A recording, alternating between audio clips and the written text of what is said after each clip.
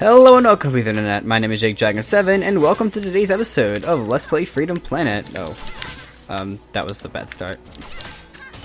Okay, so in today's episode, we're going to be taking on Fortune Knight with Carol, and I do plan on also doing Sky Battalion, of course, sticking with the attempt at trying 2 levels an episode to keep things moving a bit quicker. Again, I'm trying to keep my Let's Plays moving a lot faster than Galaxy and Skyward Sword were, because that wasn't particularly fun. I mean, I had a lot of fun doing those series, but as I've stated many times in the past, I feel like they dragged on, and I'm trying to be a lot better with my uploads, especially now it's the summer. So yeah, and speaking of which, I do hope you guys have been enjoying the consistent uploads. I know I've been putting in a pretty good amount of work trying to edit everything, get everything recorded, and I'm just trying to keep up, making sure everything's set to go. I may very well actually try to record some things. Okay, not some things. I may try to record and possibly even edit a bunch of things before school starts. That way next year I can start off with a bunch of things to upload. We'll have to see what happens. But yeah. Alright, and that was awkward. Okay. So yeah, though. Okay, so Fortune Knight. Again, I do remember talking about pretty well about this level. It is quite a fun stage. I know, obviously, I've talked about all the stages before, because I've already played through them, you know. This is the second time we're doing this. Second time of 3, what fun. But, yeah. This is quite a fun stage, though, and again, I like the music, and the stage has some of my favorite visuals of all the stages. I'd say this, Relic Maze, and probably Pangu Lagoon are like the prettiest stages in the entire game. They're just so good to look at. Oh, it's great. This game definitely has a very, very good style to it. There's definitely one thing I miss. I really don't like about a lot of modern games is that I feel like outside of Nintendo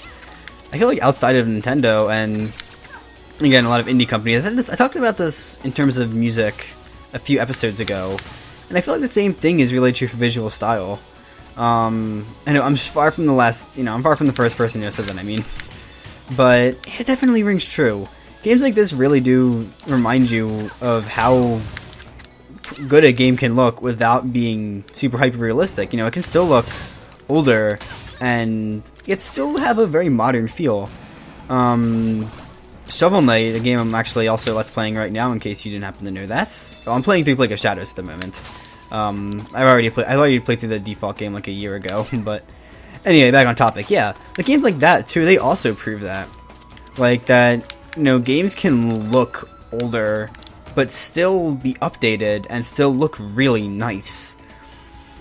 Nintendo does a really great job with having games that feel very pretty and stylized. I feel like a lot of indie games do the same thing. Yeah, just because a lot of the times games just seem like they have a very similar feel to them. Now, obviously, if you know something you can probably figure out about watching the things that I upload on this channel is that I really don't play that many AAA games. Unless you want to count some of Nintendo's bigger budget releases, such as I guess like Skyward Sword, maybe Mario Galaxy to an extent, and like Smash Bros. I don't really play AAA games on this channel. The only one I can really think of is like Overwatch, which I've only done 2 videos on because I can't usually think of videos for that game. I love playing that game a lot. It's very fun. But I feel like it's hard for me to think of videos that are kind of more interesting, I guess, and also just because Overwatch is the type of game where you're not usually going to watch full matches in a video. You'd watch like bits and pieces. So with Smash Bros. And obviously with my Let's Plays, like I can get away with going, you know, just showing off the entire thing. But with Overwatch, it's a bit more complicated.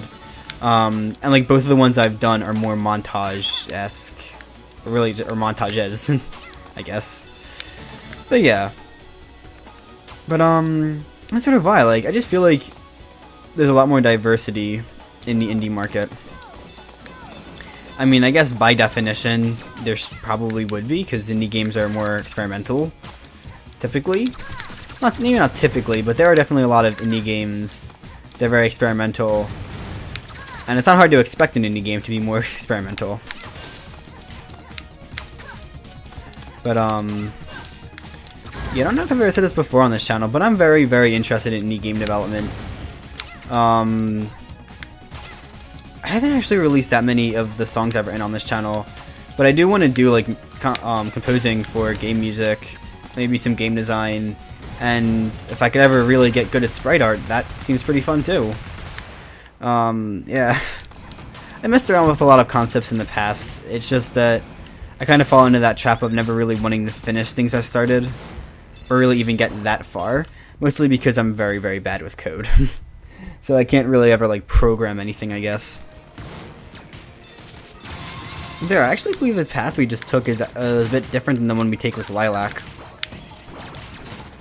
That's pretty... Actually, you know what? That might just be because this is a classic mode and there aren't any cutscenes. And I forgot that it does that in the air. But, yeah. Definitely, the games like this do kind of inspire me in some ways to just keep up the things I enjoy. I always wish I really did do more music stuff on this channel. Like, I've been doing a decent amount recently, but it's really all just, like, Family Tracker. I don't know, I guess that's always how it's been. It probably won't change much, but still. Writing music is pretty difficult. I mean, it's probably fairly obvious, but... I mean, the thing is, okay, so with me, writing music actually came pretty easily. Like, it didn't take me long to get down some... to sort of start establishing my own type of style. And I've noticed that there are certain types of... I guess, like, types of songs.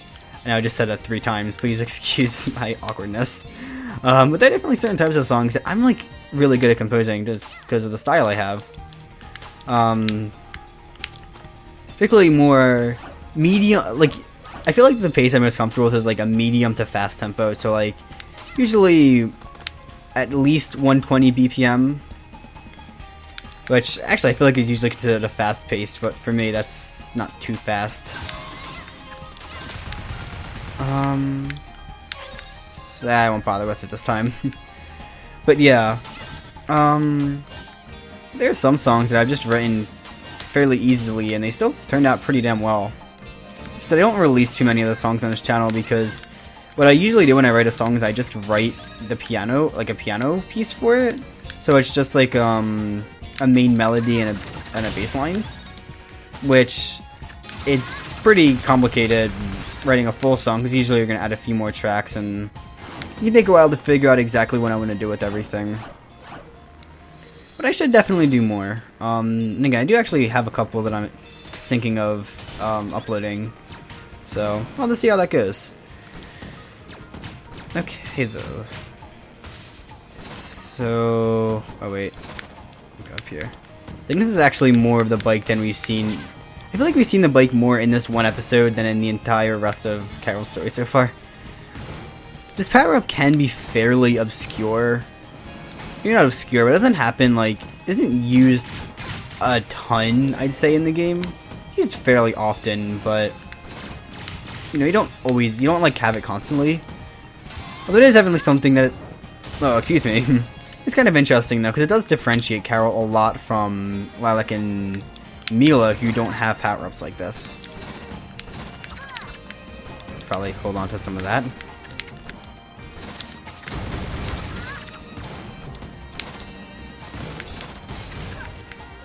Okay. Oh yeah, I always... well, actually, I don't usually forget that. Just I haven't used this in a little while. Yeah, the bike actually does deal damage. It's kind of neat, though.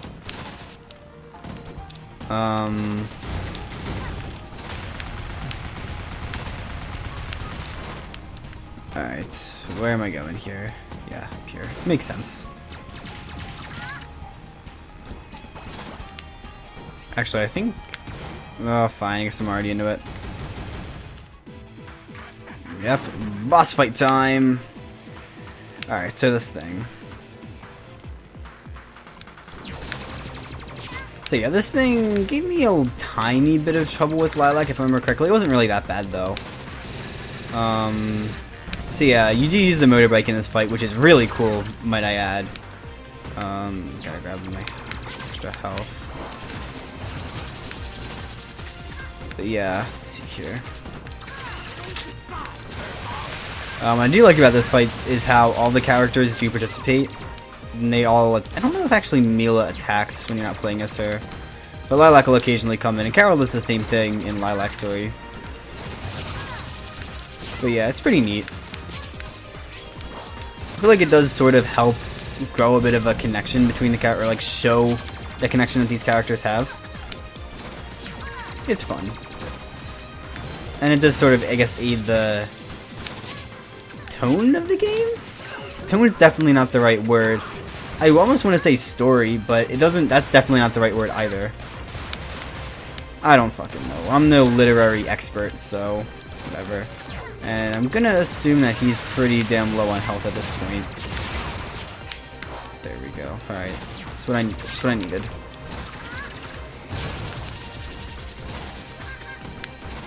Not the direction I want to be hitting him. Come on. Oh man. This is really close, but come on. Yeah, this thing has a lot more health than I thought it did. And this, there we go. Okay, yeah. That one attack is kind of hard to dodge. It feels like the space is really tight, and the controls are kind of floaty in this section. So it's one of those sections where, because it's supposed to be moving fast, they make the game feel like it's a little floatier. So it can be really hard to pinpoint the right position, if that makes any sense. And like being exactly the right spot to dodge that. Alright though, so with Fortune Night complete. Alright, cool. We're on the Sky Battalion. So yeah, metal ship back here. I mentioned this in Lilac's playthrough, and I'm pretty sure I did do it as well. I always end up doing this second because I kind of just forget this one exists. And at first I always thought that's just because I'm dumb, but looking at it again, I feel like the game sort of misleads you into doing this one second. Mind you, the whole thing about being an idiot isn't entirely untrue, because I get hit by those things way more than I should. Oh, fuck. Wait, I can still make it up there, probably. I mean, that works too, you know, game. That works, that's... Alright, I see what you're trying to tell me, game.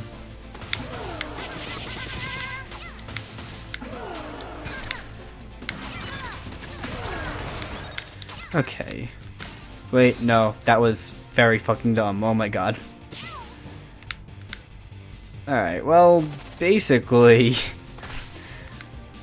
I'm just fucked. This does feel like a different, like an area I don't remember seeing this when doing Lilac's playthrough. Again, there definitely are some gameplay, like there are quite a few gameplay differences. Again, the way each character controls and plays is pretty different. I mean, obviously they all can run fairly fast because, you know, the Sonic clone, it isn't really much of a Sonic clone. Which again, a lot of respect for that. I mean, they were obviously heavily inspired by Sonic, but like, they still were able to create their own game, which is always pretty nice. Okay, now I don't think we've seen those panels in a fight yet, but whenever they do that, oh, that is just so annoying. It's like, okay, so the idea is really that, okay, honestly, I probably should have just done that anyway. I mean, that was an accident, but that was probably a smart decision. Like, oh, fuck. What? Come on, that's so stupid. Oh my god. This game hates me.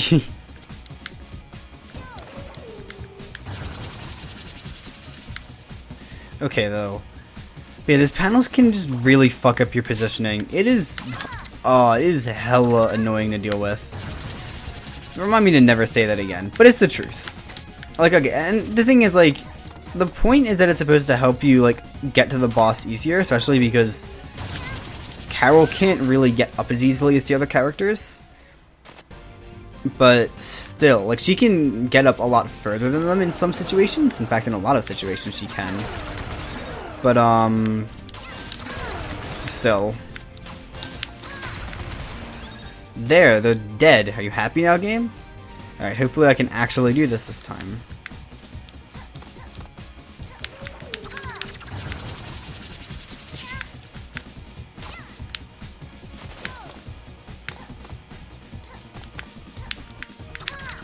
Why? This thing is so annoying to fight with Carol. Oh my god.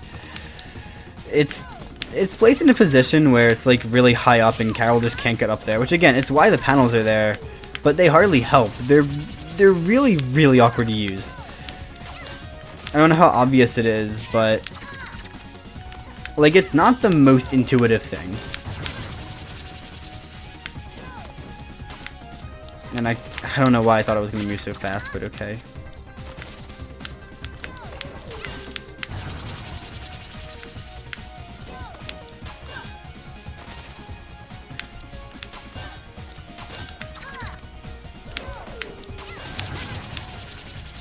Alright, come on. This thing has got to go down soon. It's a mini-boss. Come on. There we go. Holy shit. Okay. Yeah, that thing's just not fun.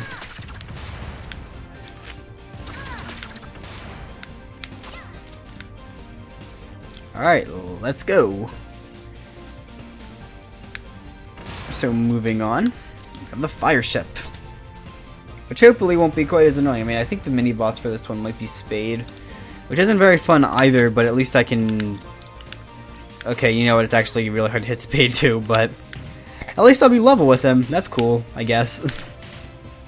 Yeah, it's kind of nice being able to, you know, feel like you're on the same plane of existence as the thing you're fighting. Okay, though. So, yeah.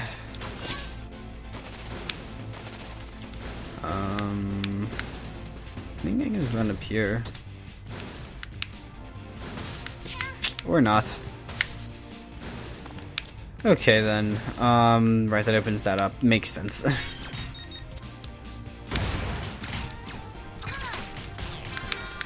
Okay then.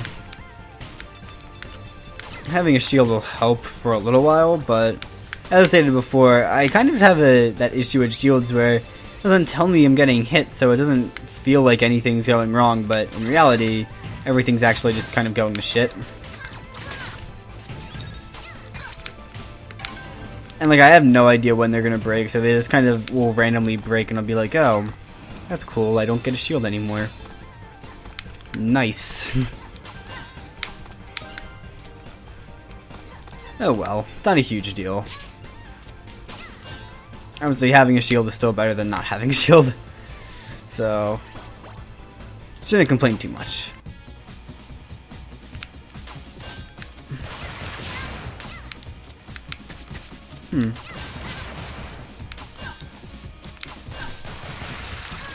That another boss that stays high up a lot. At least this one will actually dip down more. Kind of.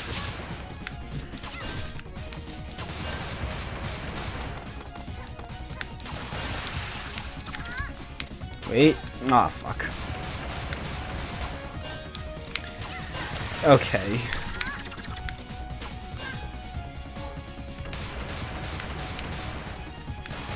Can I even figure out where the hell this thing is? No? Okay, wait.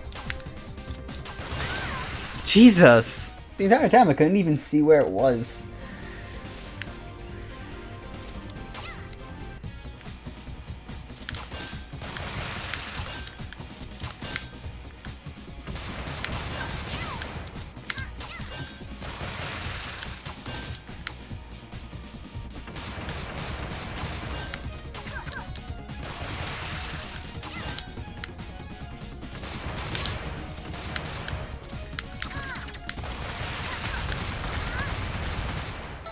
Okay, how did that thing just go down so easy? I kind of stopped commentating because reasons, I guess. I don't know. I wanted to focus.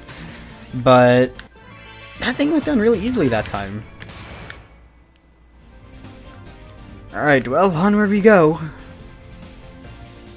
So, I'll leave it there. And on to the Earth ship.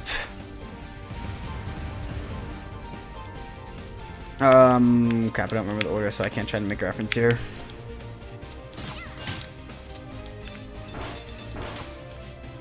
You know, I haven't actually gotten to uploading. I haven't uploaded the last episode yet. I'm still a little bit away from doing that. So I'm not sure quite what I'm going to title these episodes yet.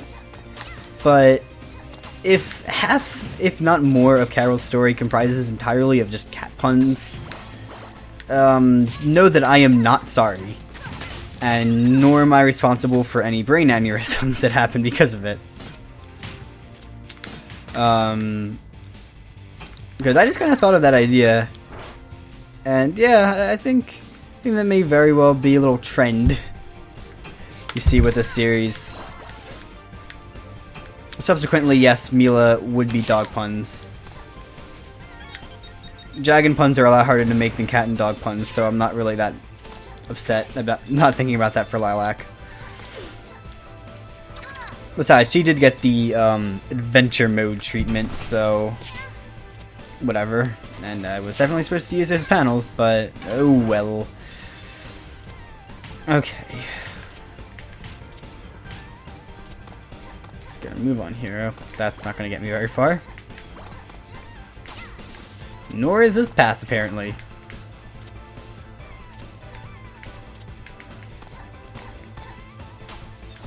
Damn, none of these paths are taking me very far. Of course, I'm supposed to go to the bottom the whole time.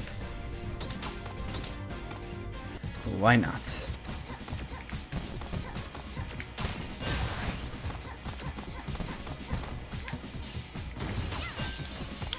I actually don't think... I guess Carol just doesn't fight Spade in this mode, or in this level, I mean.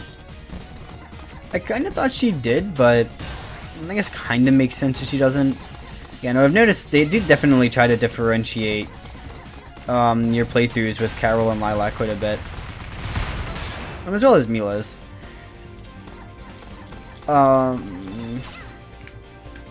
So yeah. I suppose mixing up the level layouts a bit does help with that. Let's just grab this stuff first. So yes, with all the ships down, we're about to take on the boss.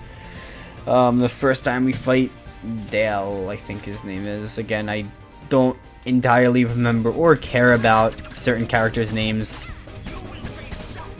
Particularly the villains. I mean, okay, Brevin, yes, obviously, but outside of Brevin, I don't know. They just kind of show up every now and again.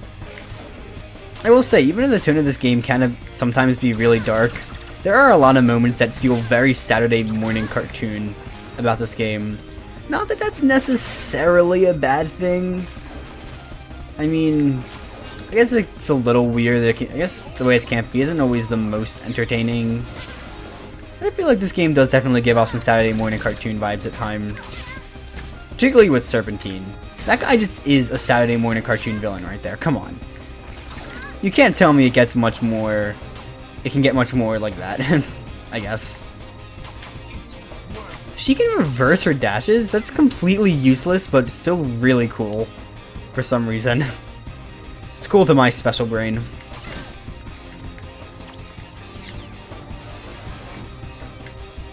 Alright, though. So let's take these out. Oh, well, apparently I already took them out. Like that. Hey, that works.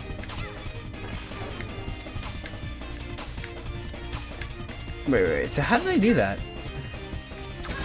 Alright, so we're about to close this fight out, so that's cool. So yeah, so with this fight about to be over, we're about to reach the end of this episode of Let's Play Freedom Planet. So if you managed to find some form of enjoyment, please consider leaving a like and even subscribing to see the rest of this series. Of course, there's still quite a bit of Carol's story left. Can I just hit him? Thank you. And then after that, we will always have Mila to tackle. So yeah, hope to see you all. That's not the right outro.